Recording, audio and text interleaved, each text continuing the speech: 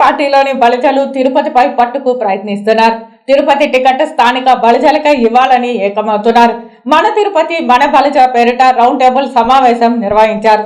TDP Janasena పార్టీల అభ్యర్థి ఎవరైనా బలిజలకే టికెట్ దక్కాలని, ఆ ఛాన్స్ స్థానిక బలిజ నేతలకు ఇవ్వాలన్న డిమాండ్ వినిపిస్తున్నారు. ఆధ్యాత్మిక నగరం తిరుపతి బలిజలకు సెంటిమెంట్ గా మారింది.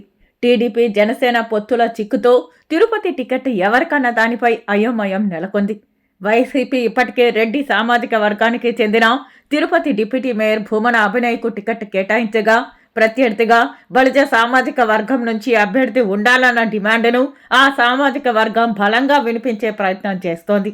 బలిజ సామాజిక వర్గం ప్రభావితం చూపే తిరుపతి అసెంబ్లీలో పట్టు సాధించాలని బలిజ సామాజిక వర్గం ప్రయత్నిస్తోంది.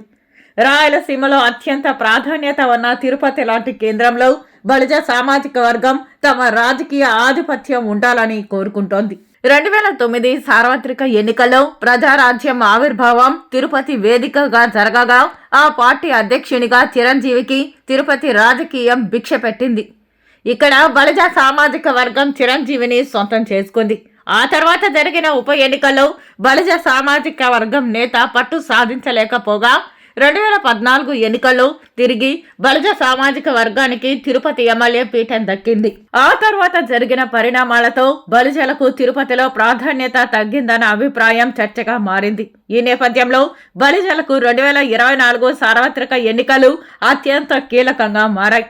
దాదాపు 80,000కు పైగా బలిజ ఓటర్లు ఉన్న తిరుపతి నుంచి పోటీ చేసేందుకు బలిజ సామాజిక వర్గంలో పోటీ తీవ్రంగానే ఉంది.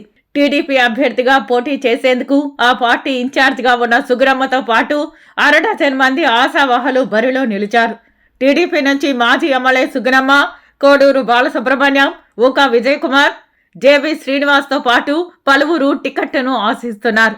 అయితే పొత్తులో భాగంగా తిరుపతిలో పోటీకి జనసేనకి ఛాన్స్ ఉంటుందన్న అభిప్రాయం బలంగా వినిపిస్తోంది. దీంతో జనసేన బరిలో ఉంటే ఆ పార్టీ నుంచి టికెట్ను ఆశిస్తున్న వారిలో తిరుపతి జనసేన ఇన్ఛార్జ్ కిరణ్ రాయల్, చిత్తూరు జిల్లా జనసేన అధ్యక్షుడు పసుపులేటి హరిప్రసాద్ పోటీ పడుతున్నారు. తిరుపతిలో వైసీపీ సర్కార్ విధానాలకు వ్యతిరేకంగా జనసేన ఇన్ఛార్జిగా కిరణ్ రాయల్ ఆధ్వర్యంలో పెద్ద ఎత్తున పోరాటమే సాగుతోంది. గత 5 ఏళ్లుగా పార్టీ కోసం పనిచేస్తున్న తనకే అవకాశం దక్కుతుందన్న ఆశతో కిరణ్ రాయల్ టికెట్ కోసం ప్రయత్నిస్తుండగా జనసేన హైకమాండ్ ఆర్థికంగా బలమైన నేత కోసం ప్రయత్నిస్తోంది. పక్కా జిల్లా బలిజల కోసం పావులు కదుపుతోంది.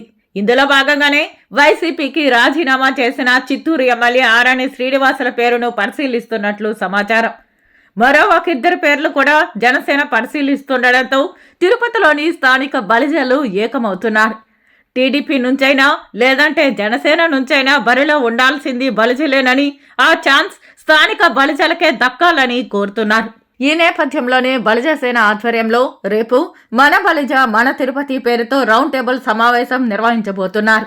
ఈ ఎన్నికల్లో స్థానిక బలిజలకే ఛాన్స్ ఇవ్వాలన్న డిమాండ్ బలిజ సంఘం నేతలు వినిపిస్తుండగా, మరోవైపు టీడీపీ జనసేనలోని బలిజ సంఘం నేతలకు ఆయా పార్టీల హైకమాండ్ నుంచి ఇప్పటికే పిలుపు వచ్చింది. స్థానిక బలిజలకే టికెట్ కేటాయించాలన్న డిమాండ్ను పరిగణలోకి తీసుకుంటున్న టీడీపీ జనసేన అధిష్టానం స్థానిక నేతలతో భేటీకి అవకాశం ఇవ్వడం చర్చగా మారింది.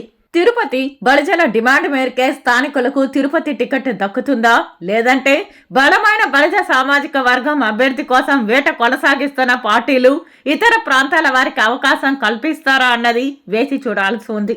జనసేన అధినేత పవన్ కళ్యాణ్ తిరుపతి నుంచి పోటీ చేసే అవకాశాలను కూడా కొట్టిపారేయలేం.